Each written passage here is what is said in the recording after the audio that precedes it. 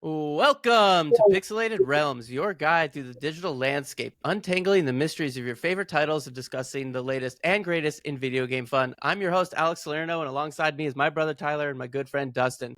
How you guys doing? Hey, welcome back, everyone. Hope you're doing well. Yo, what's up, everyone? Another great episode. Today we're going to be talking about some fun stuff. We got trophies and achievements we're going to talk about a little bit. The reviews for Suicide Squad. Yeah. And industry executive says there's too many games. So we got a lot of good topics to talk about. It's Breaking funny news. Yeah. Too many games. I could have told you that. But no housekeeping either. So let's just dive right into it. What have you guys been playing? What have you guys been up to? All right, Tyler. All right, I'll get it started. First and foremost, big shout outs to Dave Lewis for helping us upgrade some of our equipment setup here. I hope the new microphone is sounding good. What have I been playing? Well, one thing that's been really exciting lately is I don't know if any of our Elder Scrolls fans saw there was basically I don't know what we want to call this. It's not quite a remaster, but someone took the Daggerfall game assets and mapped it onto the Unity engine. So there was a what do we call that? Remaster, remake, mod. It's hard to say because it's not an official game, right? Bethesda is not licensing this, so I don't know how is this even legal or what. So, I'm assuming it's not monetized. Is that right? Of course not. No, it's free. Everything's free. Yeah. So then it's like Daggerfall is also free, so it doesn't have an issue. But yeah, it runs great. And as someone who's always wanted to play Daggerfall, who loves all the Elder Scrolls games, but was just looking for maybe a little bit of a more modern accessibility to it, it's great. I love that we're in this era where people are taking maybe some really incredible games and adding the more modern kind of movements and key mapping and things that we've kind of developed over the years and allowing them to be even more playable. Another great example of this is GoldenEye 64. You can play that at 60 frames per second with a mouse and keyboard now. And it's just an incredible shooter. If you have not played that, it is so much fun. Daggerfall, sniping people across the map with a. It feels so good, especially when you're not using if you guys didn't play GoldenEye 64 on a Nintendo 64 controller, you don't even know what it's trying to shoot someone. Yeah, the pain. I have it on the Switch because they have that emulator that's official, and it's still hard on that, even with the dual. It's still not the same. Yeah, you're clunky turns. Because I completed every achievement in GoldenEye. I got every cheat code. Fatality in under 1 minute and 50 seconds, which was insane. You just had to run through the level. I remember doing that too. Did you have I had a folder of printed out paper sheets of what I needed to do to get all the cheats, and I would whip out my folder and be like, all right, what's today's goal? Trying to unlock all the cheats. I don't remember. Yeah, there wasn't a fucking internet back then, right? Like we have today. No. So I don't know how I kept track of them. I probably had there was the internet, but it was slow, and you we didn't have. It was harder to find things, we didn't have. It was GameFAQs, which was just a text file that they would upload to the internet. Yeah, I probably had the Nintendo Guide back when that was a thing. Nintendo Power or whatever, or the guide. Yeah. I remember that game is such a great game. I know we started with Daggerfall, now we're talking about 007. Let's loop back around. But it's really fun. Definitely check it out. Just a quick Google away. But I'm having fun so far making random characters but there's just some of those old 90s, style, more ideas that hadn't been quite fleshed out, things we didn't have ready for Morrowind or Skyrim or Oblivion. Sorry guys, cat aggro. It's not there, so I'm trying to get used to it. But everyone assures me it's such a deep and awesome game, so I'm really trying to be patient with it. I haven't obviously played that one. That one's even before. That one's an oldie. So does it feel like an Elder Scrolls Bethesda game? Like, what is it even like? What like? Describe it. I know nothing about it. I mean, I know I it's like an oldie. It's like yeah. it's the second Elder Scrolls game, right? I believe. Right. Correct. It is the second Elder Scrolls game. It's I don't know how to describe it without just like trying to give you comparison, but like maybe you could even say like it kind of looks like Doom, like the old Doom. Mm-hmm. Excuse me. But the scale of the game is really massive, and I'd love to hear about how that was achieved because it's huge and you can fast travel, but the fast travel is also very specific. Like it'll be like, like type in the city you want to go to. It kind of has a more like Interesting. it's very exploration based, like and much like more, or if you ever played Morrowind, it's like the attention to details that you need to like progress in your story is very high. They throw you It in the deep end of requires, the pool. yeah, you just start in a dungeon, right? Mm-hmm. And you just kind of are expected to kind of figure it out from there. Yeah. Good luck. Yeah, but it's really cool. I love like classic games, and I specifically have a special place in my heart for 90s games. So I'm looking forward to playing through this. Yeah, it's really cool that we like. That's one of the coolest parts about the game industry is that somebody like it. This isn't a true indie game. This is a team of people who are not a company. I'm assuming maybe they are. I'll have to get more information, but like that are just like, hey, we really love this game and we're just gonna go and make it. And that is really cool. Like not very many, it's not like it's like a fan movie, but a fan game. I find that really cool. Totally. It's like have you seen the Bloodborne demake that somebody did? Like there's just some really cool stuff. They made a Bloodborne but in the style of like N64 graphics or like a PS1 graphic. Really? And they even made a go-kart racer out of Bloodborne. It's so funny, but it's really cool and it's really like high quality. Obviously these people are in the industry, but it is it's really cool that kind of like stuff can happen, and that's what makes the gaming industry so cool and so creative and so passionate. Like people who are really passionate about video games. And I think that if like people were like, "Hey, video games it's illegal to make money on video games now," I think we would still have video games. Maybe, we wouldn't have these AAA video games, but I think we would still have video games. And that's The kind of a cool thing. The video game underground, the great Exactly. yeah. The black market. The great black market, yeah. Dustin, you want to talk about the finals? Yeah. So been playing the finals, mostly with Alex. It's a really fun game. Like it's very simple concept. Like it's just a shooter. I love that it's 3 versus 3 because finding like big squads is always difficult when you're got your older group of friends playing less, I guess, pod group. But with the finals, no, it's fun. It's 3v3. Like there's enough difference between the characters, the guns, everything. They have 2 different modes in the game. One is like you get money for killing somebody in the game, and they drop coins, and you collect them, and it's the first team to deposit 40,000 coins wins that round.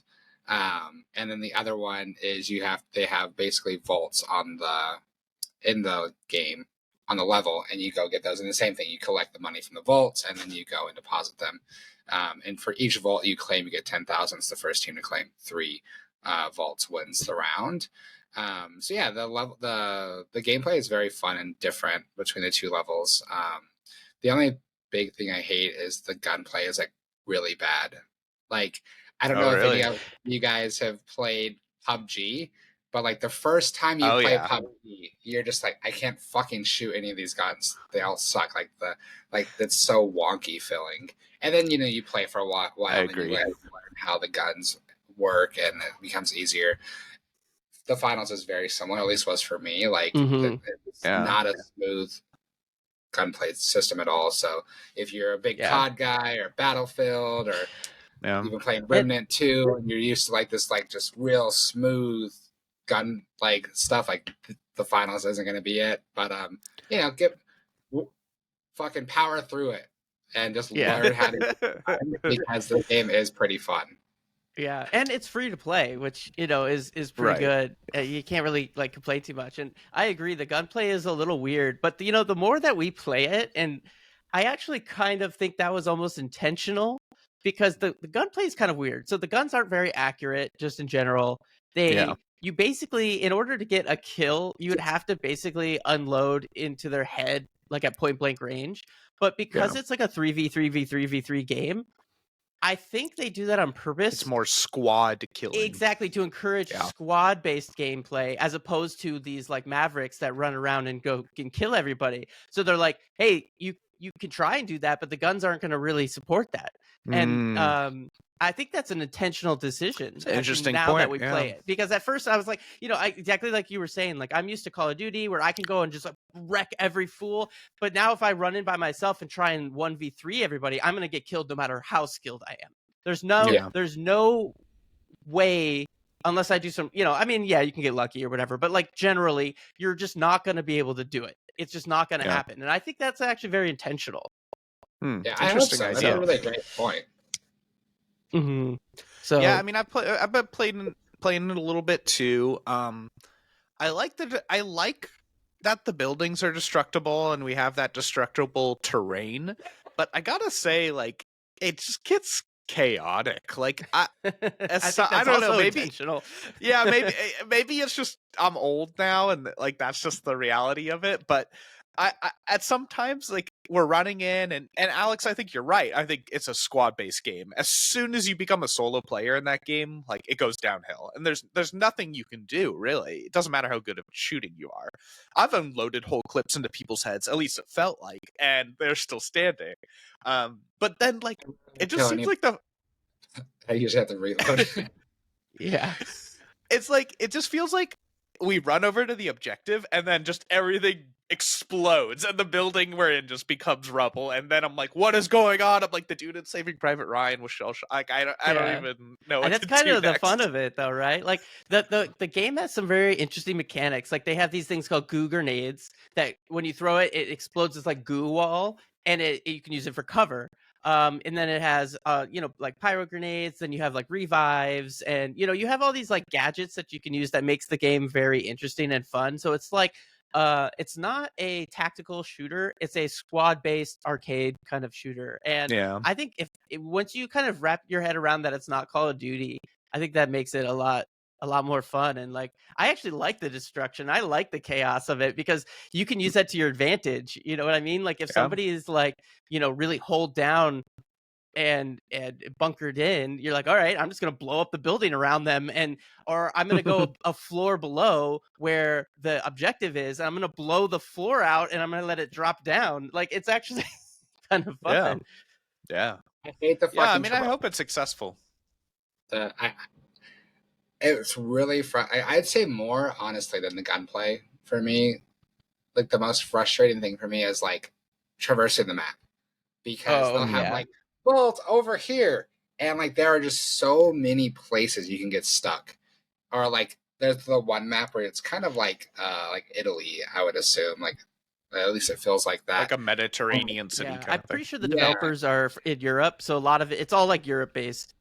But like they'll have like a vault upstairs in a room, and it's like if you could be like literally right fucking next to it, you go up the wrong staircase, and like there's just no way to get there. You have to like go back down. And in a game where like you have squads, or you blow up the wall. Yeah, I guess. But not every class can blow up the wall, like right. at moment's notice. Yeah. But like, yeah, it's super frustrating for me. Like I'm running and I go down an alley and I'm like, it's fucking dead end. I have to go back, and it's like, God damn it. It's like I definitely probably also very felt intentional, that, but it pisses me off. Yeah, I mean the game feels like it has a very, very, very strong core, very strong base foundation.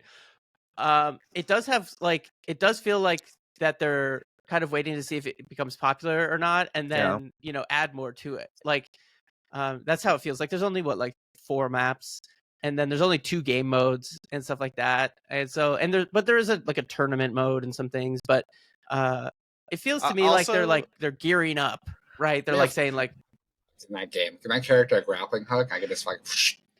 Does the light? It's one of the classes. Yeah, one of the classes has one. The light character can do that.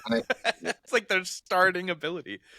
What was I gonna say? Oh yeah, I gotta call that game out though for having like the silliest tutorial I've ever seen in a game.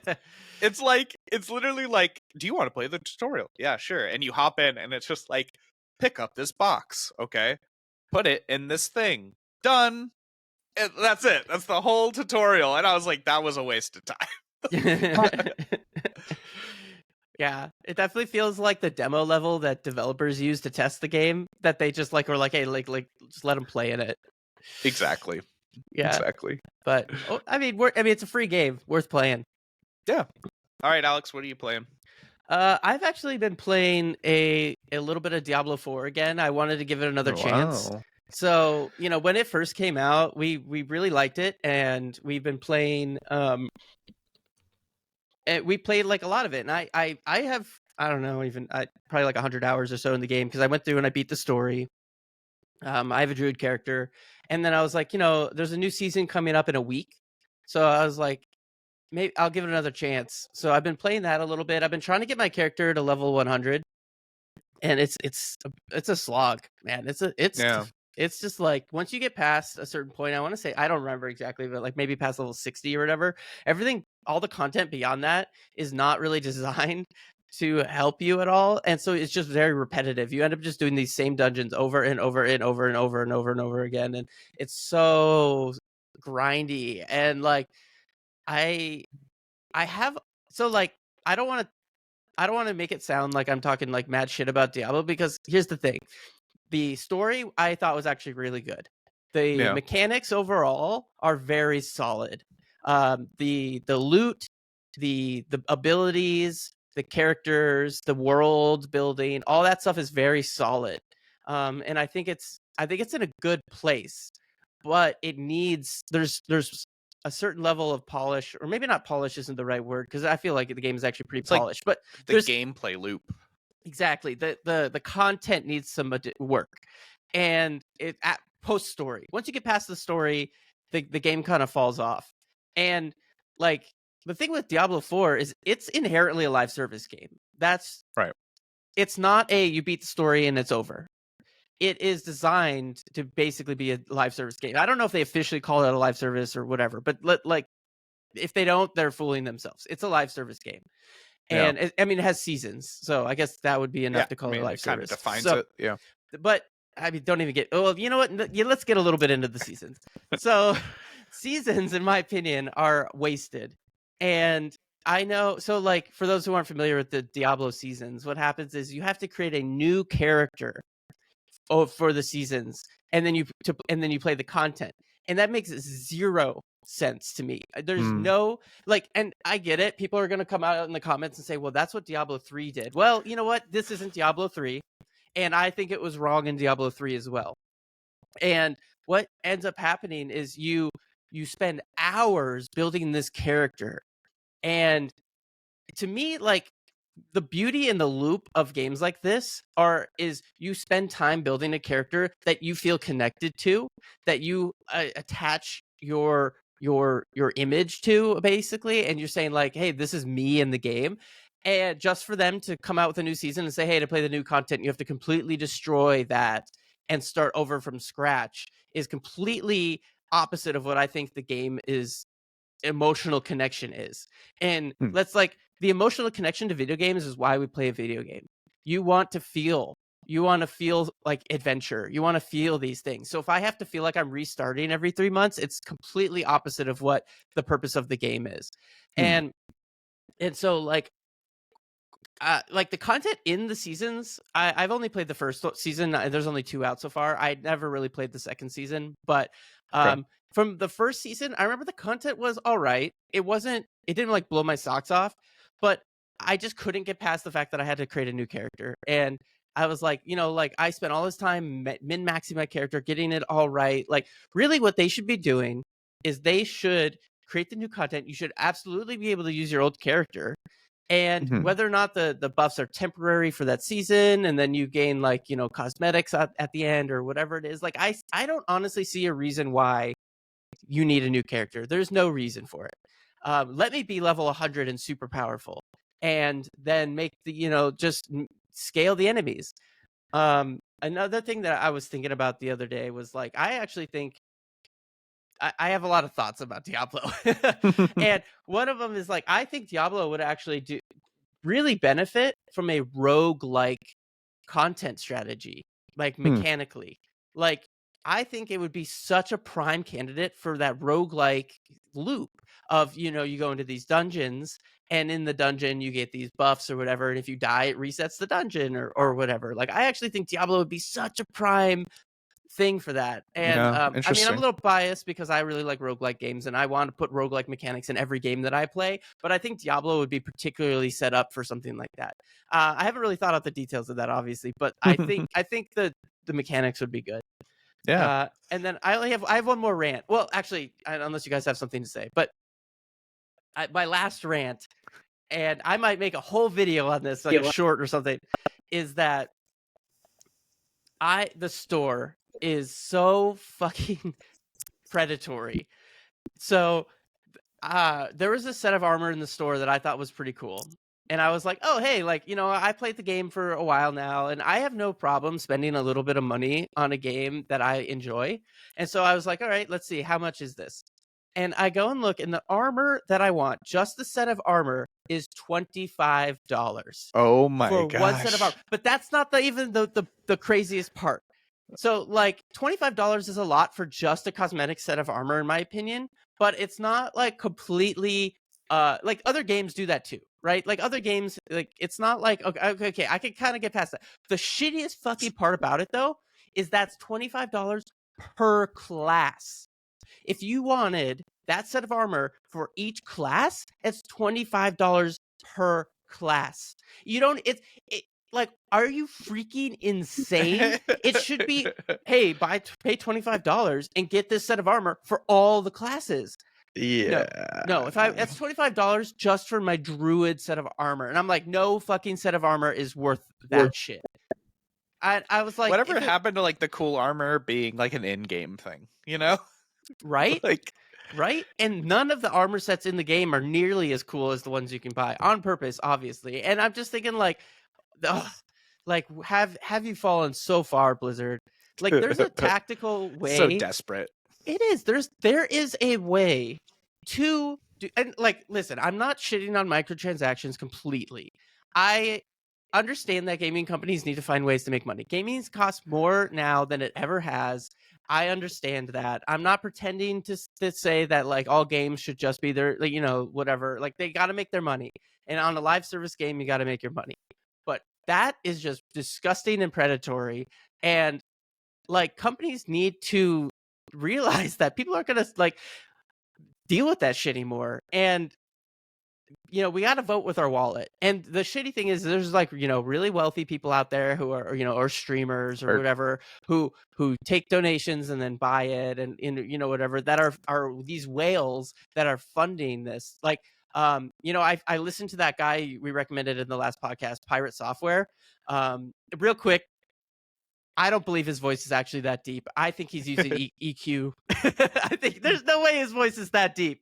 He's like, he's like a bass, like he's so deep. Did you see his episode about that? He like went to the doctor and was like, "What the hell happened?" And the guy's like, "Basically, you have like 30-year-old puberty, second puberty," and he's like, "Shit." Oh my god, I'll have to listen to that episode. It's really funny. Yeah, that's hilarious. His voice is so deep. No, he has videos from when his voice wasn't that deep. Oh, it like happened after. That's when he was an adult. Yeah, when he was an adult. Oh my god, that is so wild. Super funny. It's super funny. He has. Oh my god, I totally lost my train of thought now. Oh no, I remember. So he talked about how a world. So he worked, I guess, on WoW and StarCraft, and he said that when they released the microtransaction store in World of Warcraft, the very first ever thing that they released was this horse. And that horse made more money than all of StarCraft. Yeah.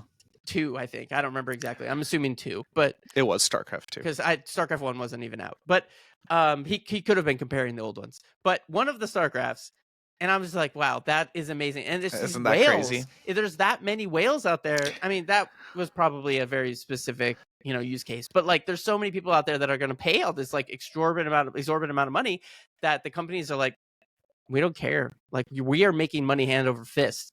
And it's just disgusting. Why would you not offer something that is, once it's created, is essentially just free digitally, right? Like, it's just a code at that point. They're not selling any product. It is free money. And and we've all been there too. I'm not. I don't know if this isn't in defense of or for. It's just a realization, right?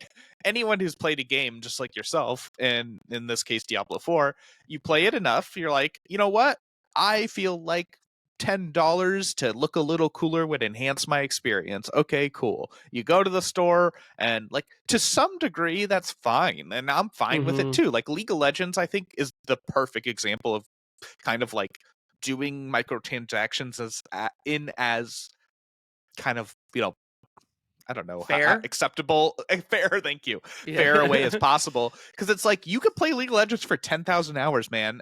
But like, at some point, I'm like, you know what? That skin I keep seeing, it's really cool.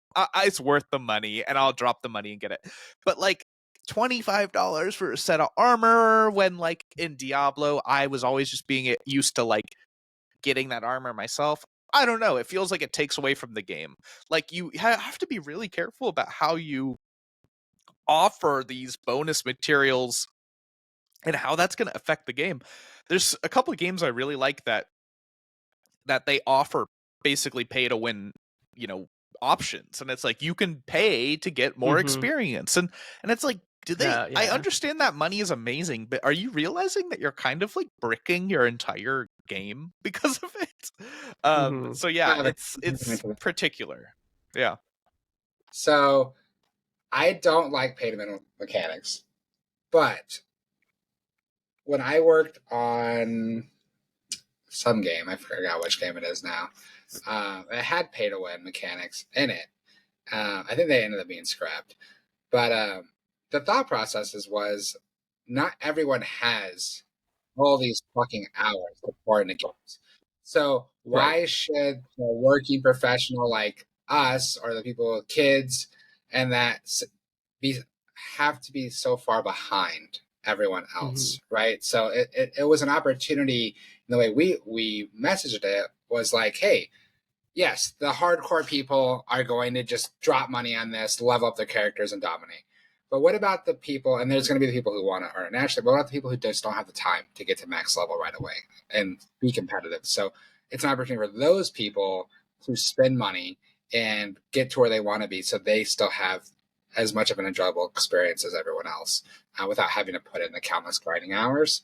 So I don't like pay to win, but I could see an argument in that way where it kind of makes sense. Unfortunately, like I said, it gets abused by the whales who then just day one will fucking shoot their count up and then they're max level and then like they're just dominating early. But But it's also like, I have a counter to your counter. So I mean, I agree with that logic. Like I'm not saying that's wrong, but you know who does a non-pay to win version of that same thing is like WoW, for instance, does a really good way. Does something where when you're logged off, you accumulate double XP over, and then when you come back, you have like, hey, this amount of XP, you get double until you hit that threshold, and then it goes back to normal to kind of account for your time off, right? So I feel like there are also other ways you can do this without paying. But I mean, I get the logic behind that. Speaking of WoW, I was going to bring it up earlier though when you were ranting about cosmetics, and I feel like I can't remember if there's transmog in Diablo 4. I think there is. But like I feel like transmogging was like the beginning of the end of cool gear. And like sure, maybe if you play like the end game raid and you get that tier set, yeah, they still look fucking awesome. But like that's really the only gear in WoW at this point that looks fucking awesome. Everything else is just like this plain piece of shit gear that looks like crap. And because you can just go and pay to have it look like whatever you want it to look like. And like I like that. As the resident WoW expert, I can address that one specifically. So like in current WoW, so I actually, and this is a longer conversation, maybe we have time, maybe we don't, but we need like a WoW episode. Yeah, well, that's coming, guys. Stay tuned.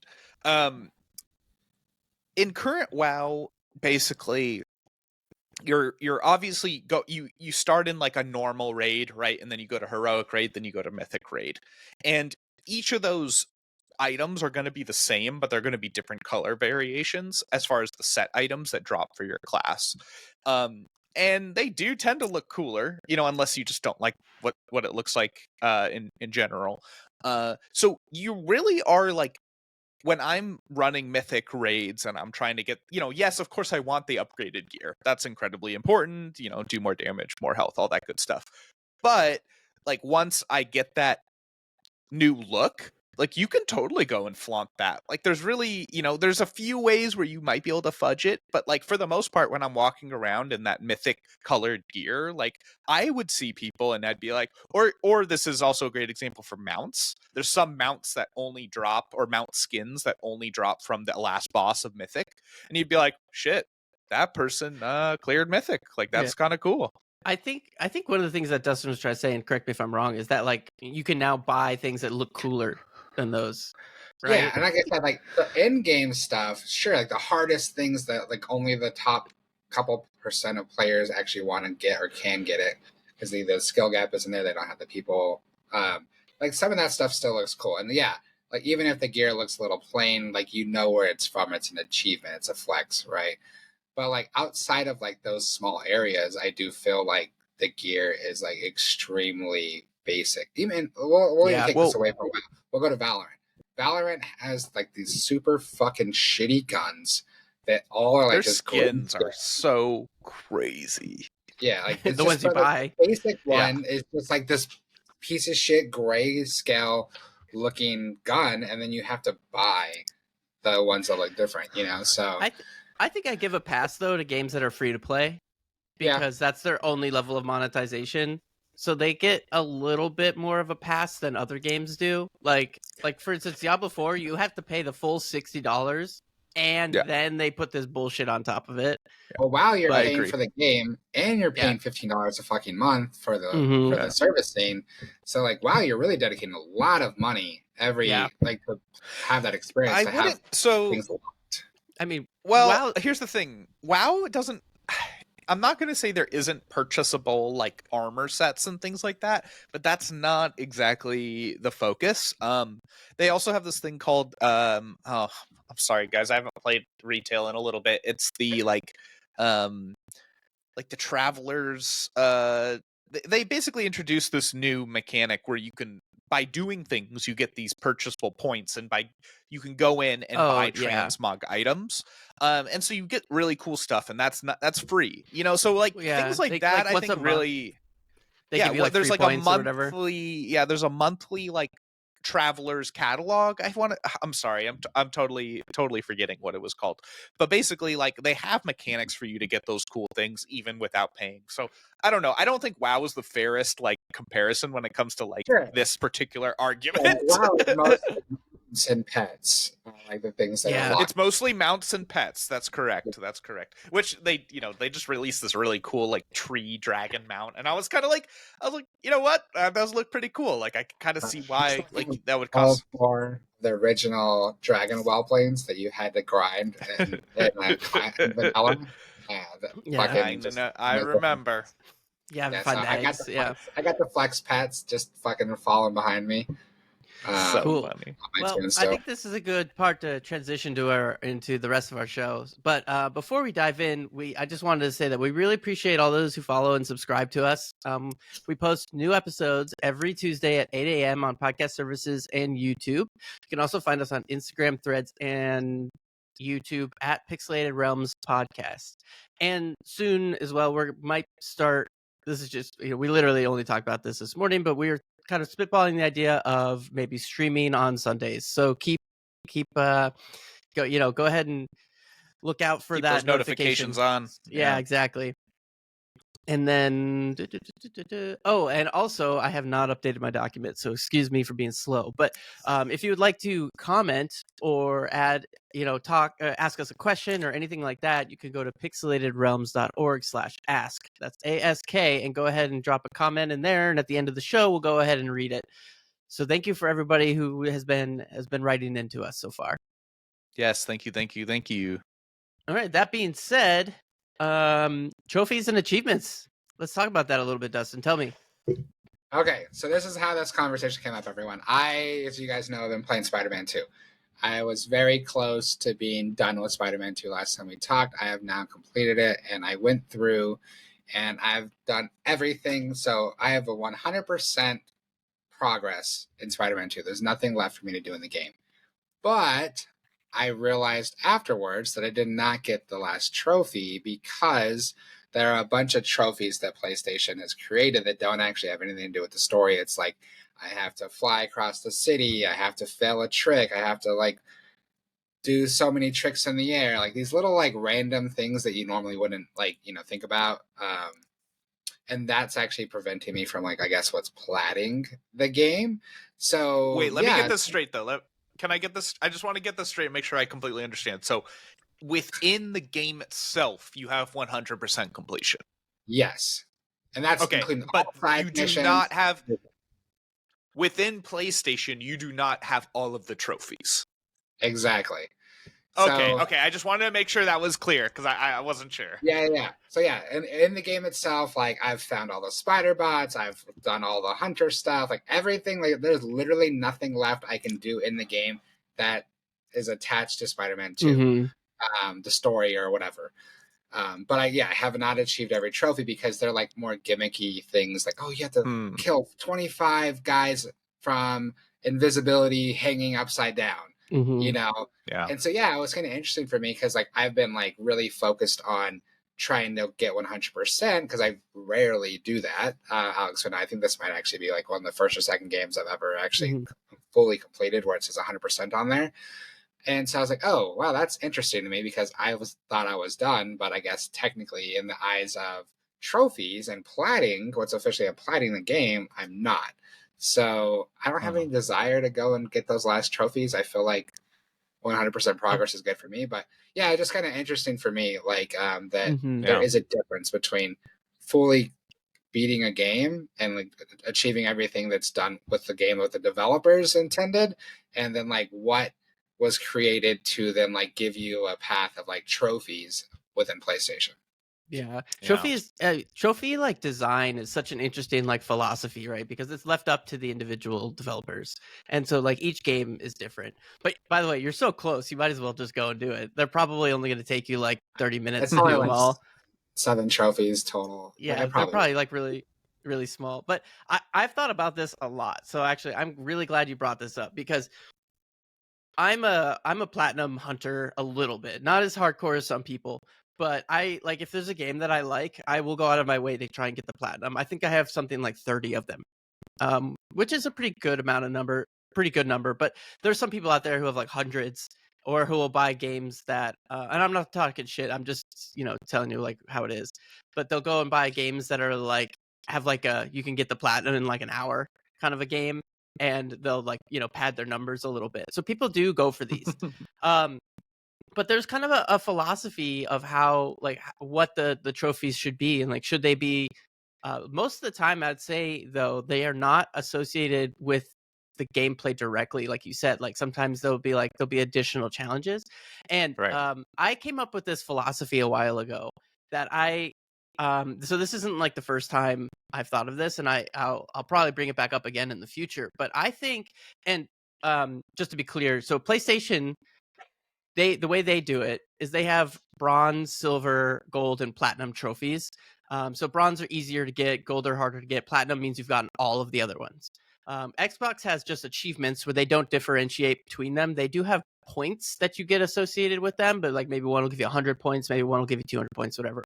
But the achievements are the same across the board. So in those ones, you just get like 100%. And then Steam also has achievements, but they don't differentiate either. It's just either you get it or you don't. But I think that PlayStation has the most well thought out version of that with the platinum and the different tiers of them. So I'm going to use this one as the example here. But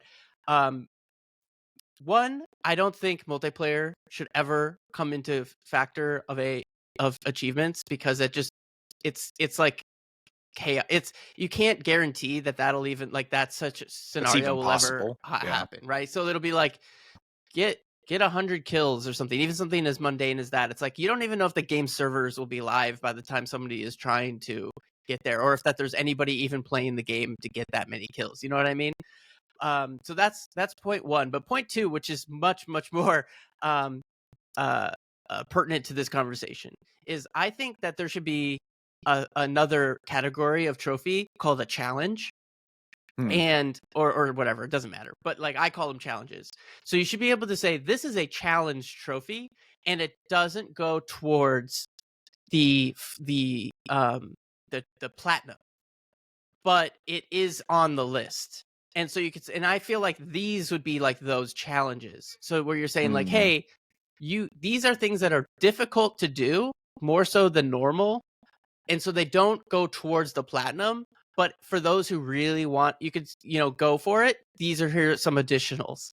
And I feel like that would solve their problem, because in my opinion, when I platinum stuff, sometimes what'll happen is I will get 99% of the trophies, and I'll have one trophy that I need to get the platinum, but it'll be one that's so hard compared to the other ones that I'm like, I'm not going to do this. Like you have to redo the whole game kind of thing. Yeah, there'll be ones where I have to play the game. You'll have to do like 2 or 3 playthroughs just to get this one trophy, and I have all the other trophies. And I'm like, this isn't worth my time just to get this other trophy. And that would be like a challenge, right? You're saying like, I still want it in the list. I don't want to get rid of it, but I don't want it to count towards the platinum. Or in this case with your Spider-Man, you want to be able to 100% the game and feel like you got that platinum trophy. But then you have these additional challenges. And PlayStation, if you're out there, this is a free idea. You can take it and run with it, because honestly, I think this would make trophy hunting so much more. It would feel so much better, because you'd be like, like you'd feel good. And then people online, like, are going to be like, well, I want to show how good I am. They'd be like, well, then you can say I got the platinum plus challenge or whatever. Like, there's ways to, like, you can still show off how cool you are. But everybody else can say like, I got these platinums. And I honestly don't think people will say, oh, that waters down the platinum. I disagree, mostly because each game is so different on how difficult it is to get a platinum trophy. One game, like Sony games, like Sony studio games, like Spider-Man and all that stuff, tend to be very, like, right where I would call the sweet spot, where it's not too hard, not too easy, where you couldn't accidentally get the platinum, but it's not going to drive you insane trying to get it. Some games will drive you insane trying to get it, and some are way too easy. Like I was telling you about the ones that you can get a platinum in an hour. Those are like these like little indie games, or like, like maybe those what are they called, the like story games where you select like a dialogue option, like interactive book kind of thing. Like those will have platinum trophies, and so then, in my opinion, that already waters down the platinum trophy. So I don't think this would do anything to move that needle. Do it. Talk shit. Just to get a fucking platinum trophy to boost your stats, that's fucking sad.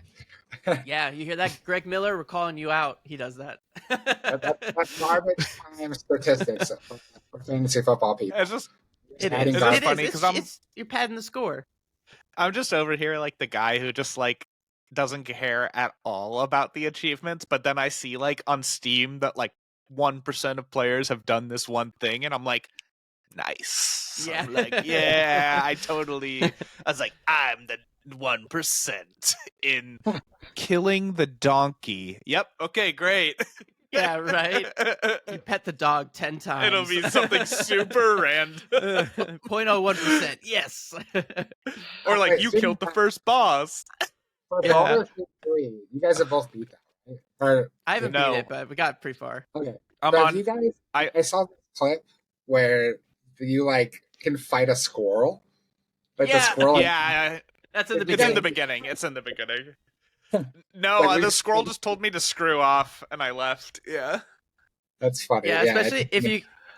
Yeah, and you can like talk to animals. If you have that ability, you could talk to animals, and you could like basically like curse out these like squirrels and stuff. It's great. You can kick the squirrel too, like across the land. It's so funny. I wonder if that's like something everyone does, or if it's like a random achievement. I could totally see that being a trophy. Like, I fought the squirrel and won. Like, no, you gotta intentionally like decide to be an asshole to the squirrel. Like, but, it's not just in that specific scenario. You can like. The selection to kick the squirrel, though, isn't clear how brutal you're about to be to the squirrel. It's like it's flies. You could like. So funny. I forgot what the actual thing is, but it's like, don't put up with this shit, and you're like, all right, don't put up with this shit, and then you kick the squirrel, and you're like, ooh, like that was way more intense. That's awesome. I just finished Act 1 last night. that was one of those things with the trophies, right? Like if that was a trophy, if you selected Right. to kill the squirrel, then you'd have to probably do another playthrough then, right? To then get the trophy 100%. the next time.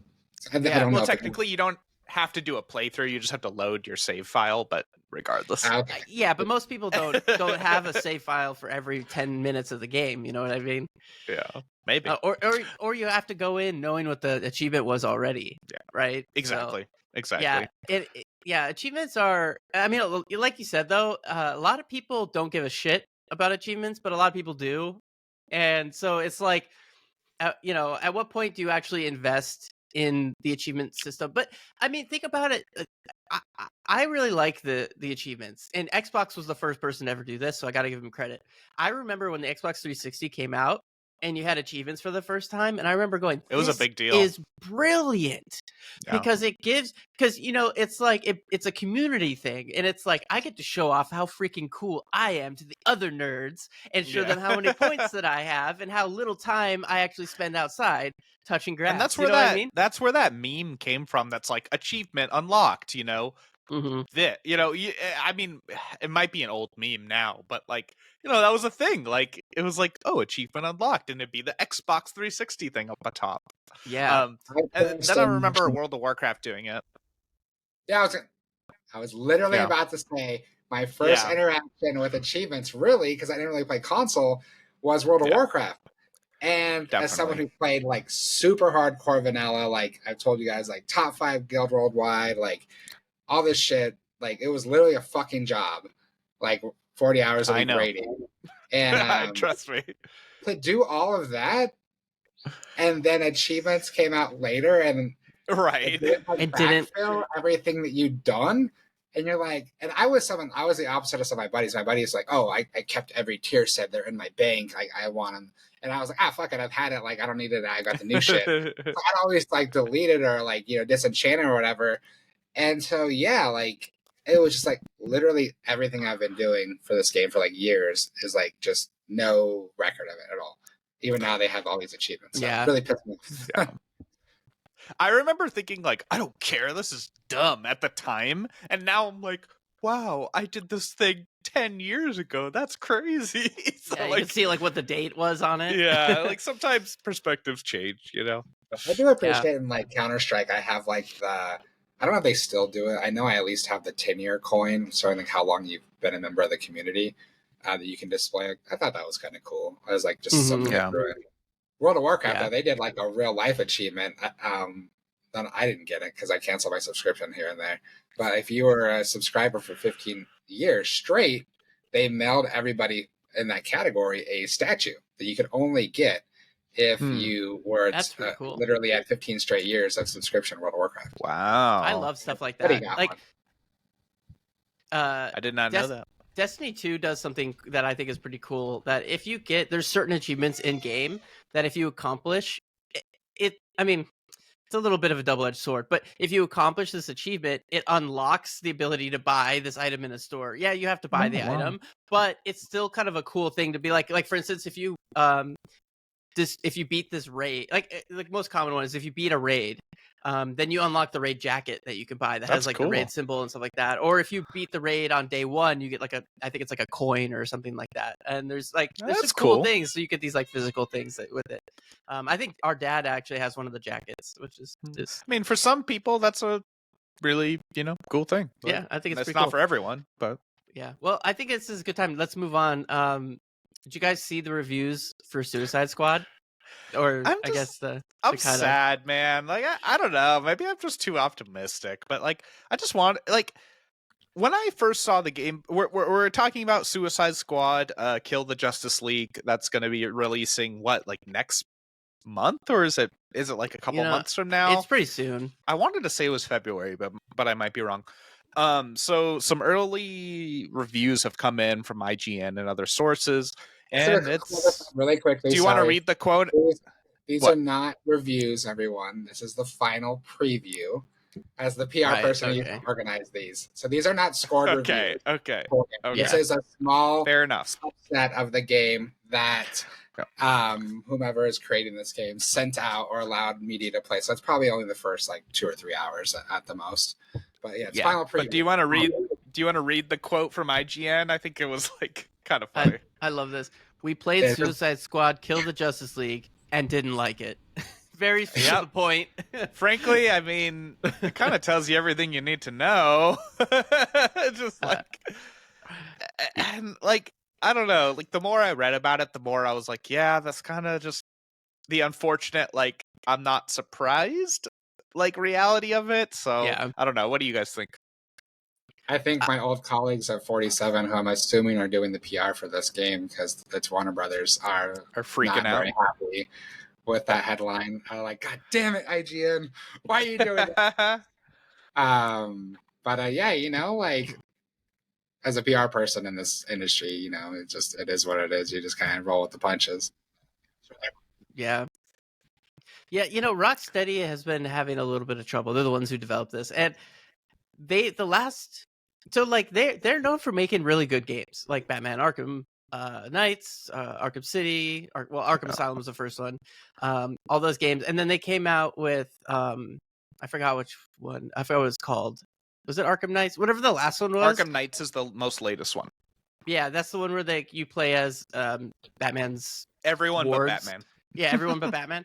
And that one came out with like kind of, I remember it being just like kind of okay as well. And because they started adding these kind of like RPG elements to the game. Yeah. And so this was kind of, in my opinion, this one seemed like it was going to be just more of that. Just now you play as the bad guys. And it's like that one didn't work. So kind of this one, I'm not really surprised that this one isn't going to work either. Like they're trying to change the formula, which I can respect because you can't just stick to the same thing always. But like the gameplay for this never looked fantastic. Like to me, it always looked like that linear action game where you would like. I know it's open world, so it's not actually linear, but like it looked like to me like the kind of same thing that like it's open world and is like, but it reminded me of like Marvel's Avengers. You know, well, that's what I was gonna say. I think we talked about it a little bit on a previous podcast where it's this Marvel's Avengers thing where like you're taking these characters and you're trying to traverse like these huge like cityscapes, and that ends up being like 95% of what you do, and then you get to the enemy and it's just like XXXXXXX button smashing, and so you know, that to me that's what I kind of worst case scenario was expecting from this game. So hopefully, you know, that's not the case. It kind of seems like it is though. What would you guys expect if you wanted this to be, if you expected this to come out like good? Like what would you like to see? Like what would be different? Because right now it just looks like, yeah, you just play as these heroes and you just beat up the Justice League. And while that sounds like it could be cool, it sounds very one-dimensional to me. You know, like you're just hunting down these people. Like what would you like to see if it was to be considered better? I think they need to reduce the scope a little bit of how they approach this. I don't think every game needs to be an open world like Spider-Man experience, and I think a game like this probably is hurt a lot by trying to spend a lot of time and resources opening the world. I think back of like N64 or old arcade beat 'em up games, right? Where you have 4 characters on the same screen, you're running around just beating people up. And I feel like that's what this game needs to be. It needs to be this like cooperative beating each other up kind of game, not a where's Harley Quinn? Okay, cool. Where's Shark? Deadshot shoots. So he's on a roof somewhere. He's not even close to the objective. Okay, who's on the objective? Well, no one's on the objective. Like I feel like it's going to be a lot like Marvel's Avengers, where it's really I don't know, it's chaotic. Just chaos. It's just chaos and not innovative.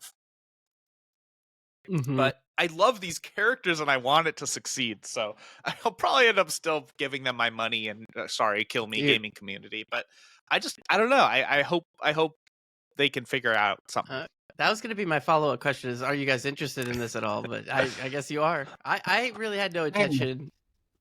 I have zero. Like, I don't know. Like, I've heard so many good things about Arkham and the series, and I love Batman. He's arguably my favorite superhero, but I don't know. Like, I just don't have any interest in playing this game. Like, I think Mhm. Yeah. like this will actually probably a good transition.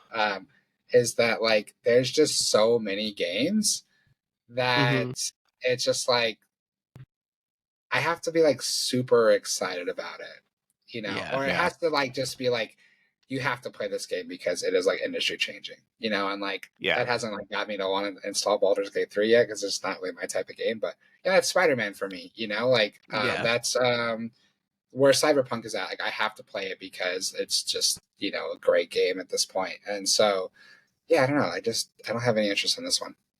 Yeah. I mean, perfect segue. So, into our next story. So, a an article on GameIndustry.biz by Brendan Sinclair titled "Nacon exec says industry's problem is too many games."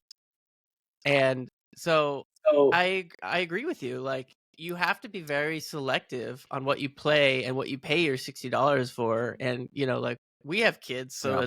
it's like we're very limited in the time that we have to play games. And so it's like, there's a couple of quotes in here that I actually want to read, but this one I think is a good starting point. It says, this is by the executive, whose name I'll have to find in here somewhere, but Clerk. It just the first time he's Benoit. I'm yeah, sorry. I was at the Yeah. So first time he's mentioned in the article, it will have his full name and title. normally it does that, but he's kind of at the top. So Benoit Clerk. I don't know if I'm saying that right. Benoit. Anyways, he says, when you look at Steam, some days there are 50 or 60 game releases in one day. Only so it's more difficult to get enough traction to expose a game. We're seeing releases that are without a day one, to use the old retail expression, without any exposure of a title that has been properly marketed. So basically, he's just saying like there's a flood of games, and to get yours pulled out is to shine. It really has to shine, and it's hard when there's Yeah. a lot of AAA publishers out there. And and I pretty much agree with that. Like as a game developer, I mean, how many like indie games do are released like every day, or like RPG Maker games are pushed onto Steam and it just gets lost in the flood? I mean, There's obviously Yeah. so there much. must be a market for some of these, but it's if everybody can publish freely, it's very hard to decide what to play. I mean, even if you remove the indie games out of the equation, there's still so many games. Like if you look at the official lineup for the month, there's like at any given time there's like 10 or 15 major titles being released, and you just Yeah, I was about to can't say, I play don't them even all. think we need to talk about like indie development. I think we Yeah. could talk about all AAA development and how many studios.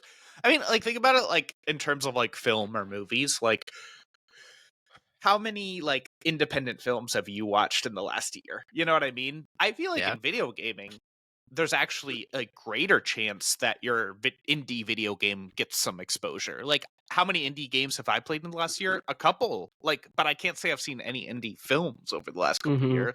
So I don't know. I think it's kind of like a interesting like topic.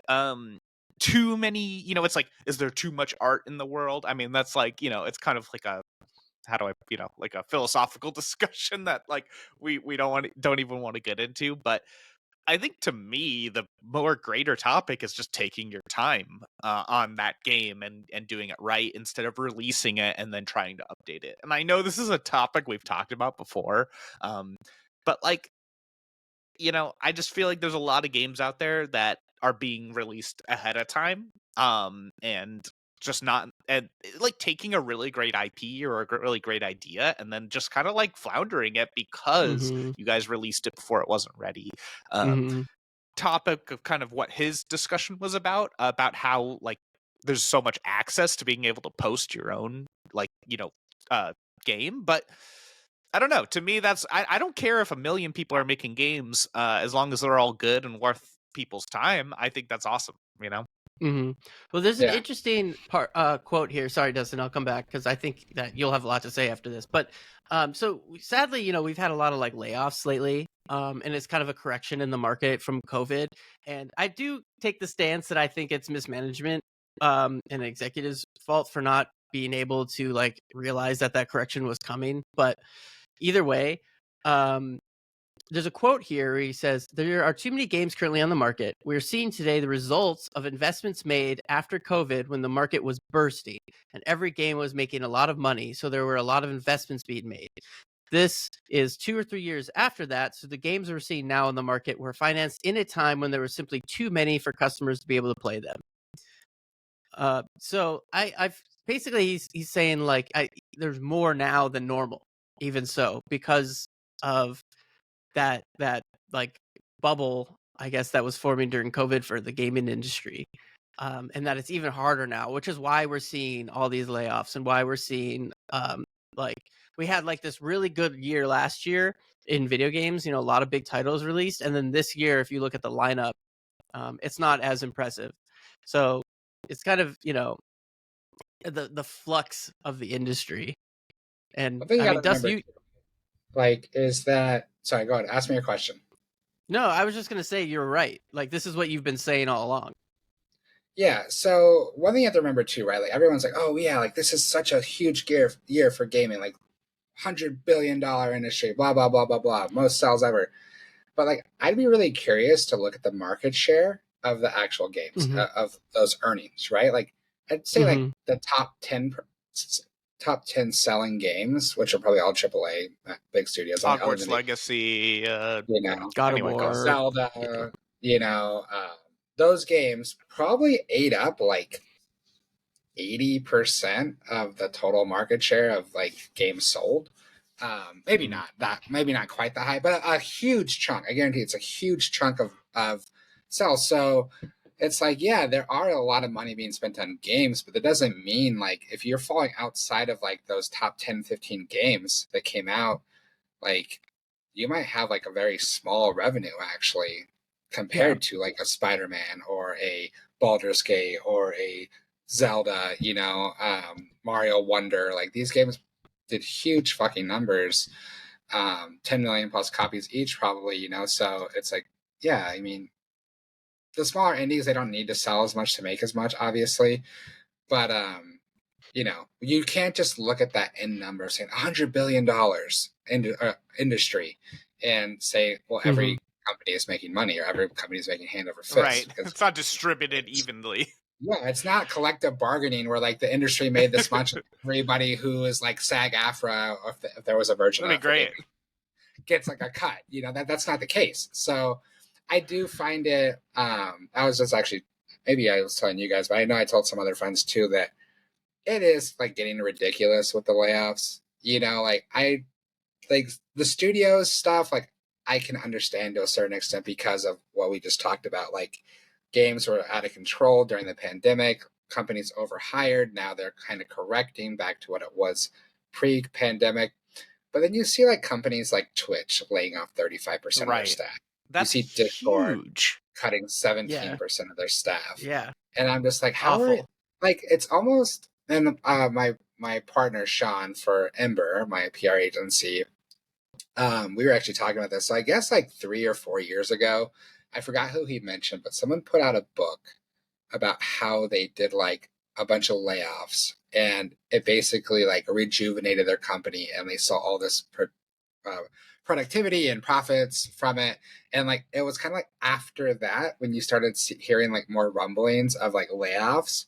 And it's almost like right now that companies are just like, oh, we're just going to lay people off because look at all these other companies that have laid people off, survived, are still creating good content. So like, why are we having this big staff? Like, let's shed Right. people, Cut maximize the fat. profits, have people work a little bit harder. Like Tyler, like now you're doing all this extra shit. It's like if they can, if you have 100 people in your company and you save, 10 spots at $100,000 a person or whatever, that's $1 million. You're saving a year that's going Just toward your stakeholders or your CEO Yeah. bonus or whatever it could be going towards. So I think it's really fucked up. And I also think that right now we're at a state too where so many companies are doing layoffs that like you're not going to be in the news cycle very long. Like Twitch did layoffs and the very next day Discord did. And so all the people bitching about Twitch, now instantly it's all transitioning over to Discord. So you had Yeah. one really bad day of news for Twitch cutting a third of its staff. And then it's just kind of like moving on because now the next company, big Yeah. company, do layoffs, and the next one will do layoffs, and I so mean, it's like, well, let's Unity just laid off like 2,000 people. We're not talking about that anymore. You know? yeah, Unity exactly. Like yeah, Unity really benefited because Unity happened and then Twitch happened right after, and like Twitch was an even bigger cut. It's a much more well known company. How do you do that? How do you cut a third of your staff? Like I don't understand how that's possible. Like and keeping your company like running. Well, one thing too is like we're talking about poor management, right? Being a factor. Is it poor management also being able to not be able to staff that many people and having to cut because you've made bad decisions?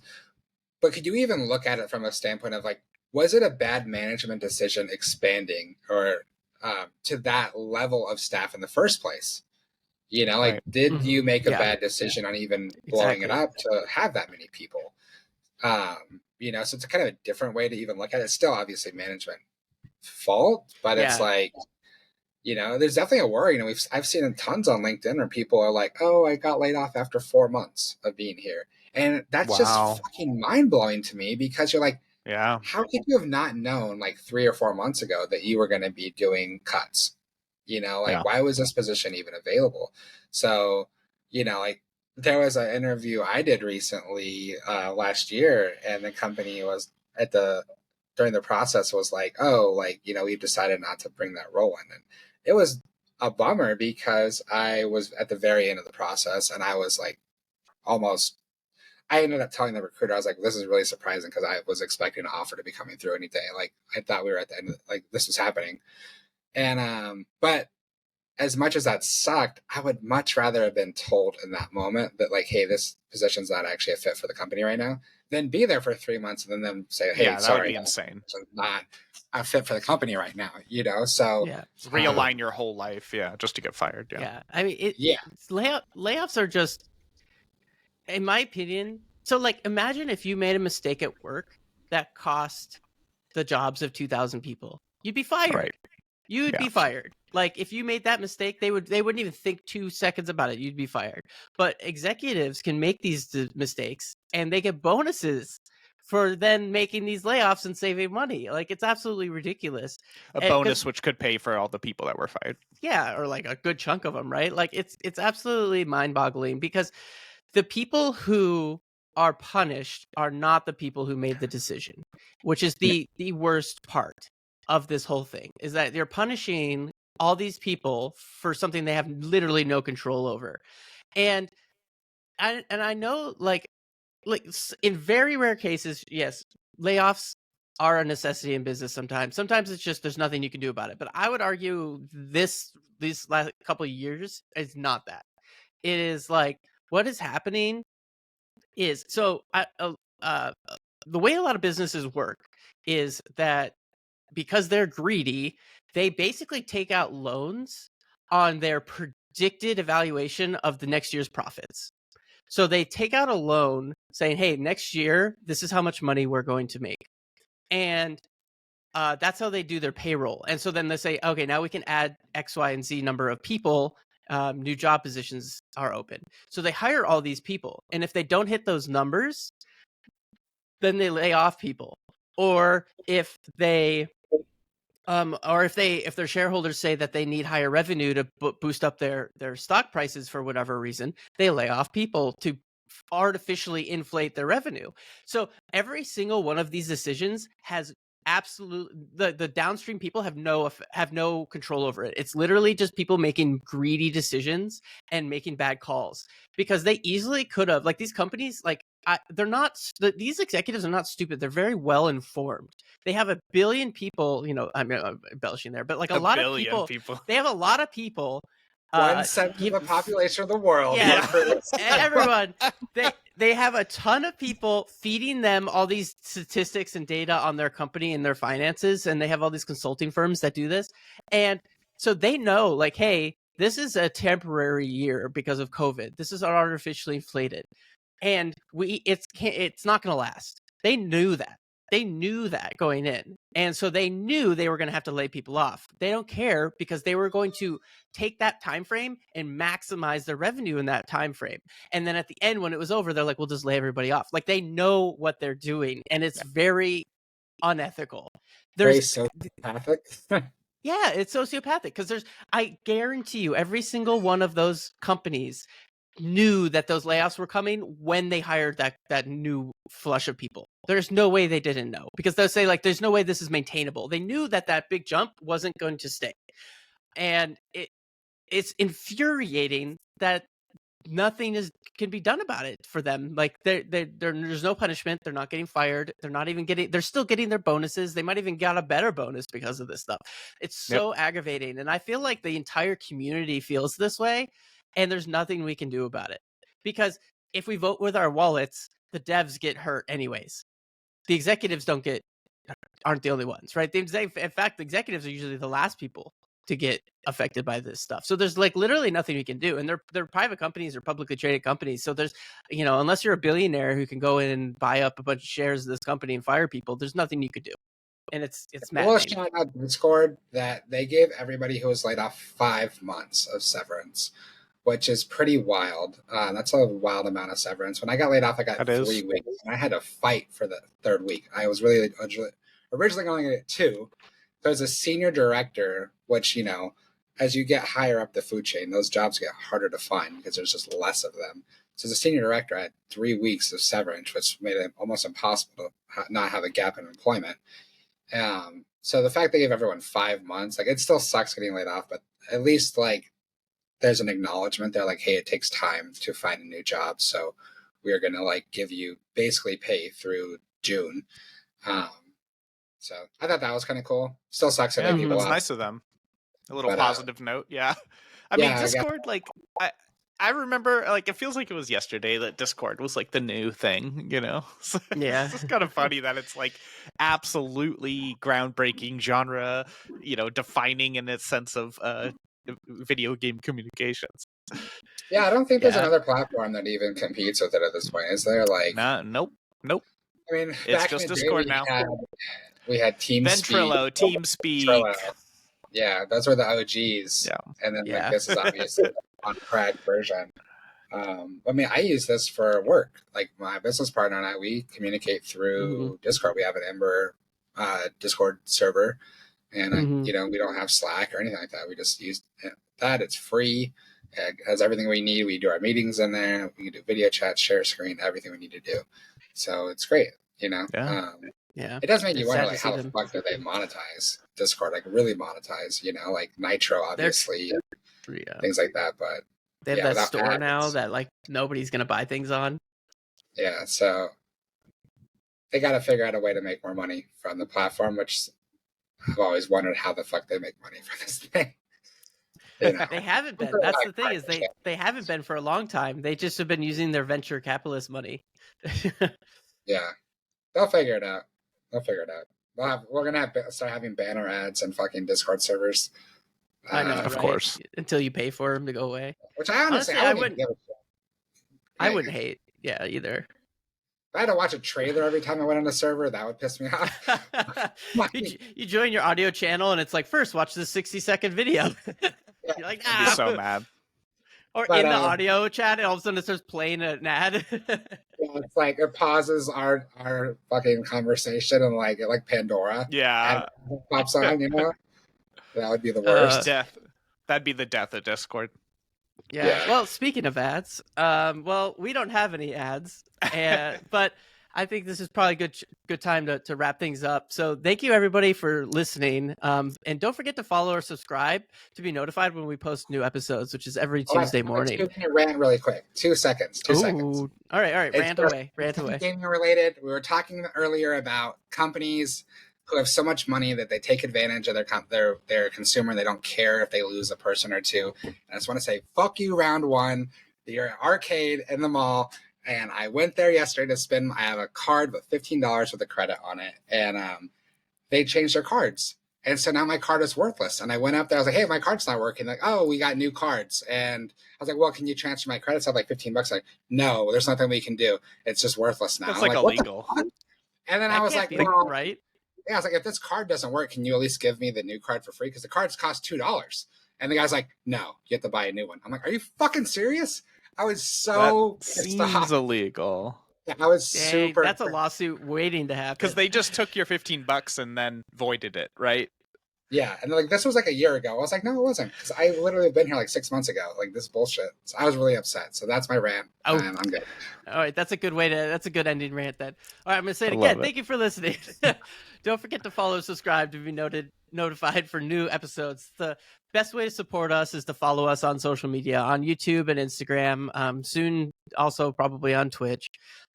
We post new episodes every Tuesday at 8 a.m. on podcast services and YouTube. You can also find us on Instagram, Threads, and YouTube at Pixelated Realms Podcast. Thank you all very much. See everyone.